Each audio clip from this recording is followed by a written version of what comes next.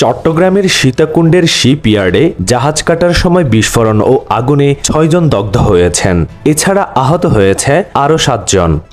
যৌথ বাহিনী পরিচয়ে ডাকাতির চেষ্টাকালে কর্ণফুলীতে ৪ জনকে আটক করে পুলিশে দিয়েছে স্থানীয় জনতা।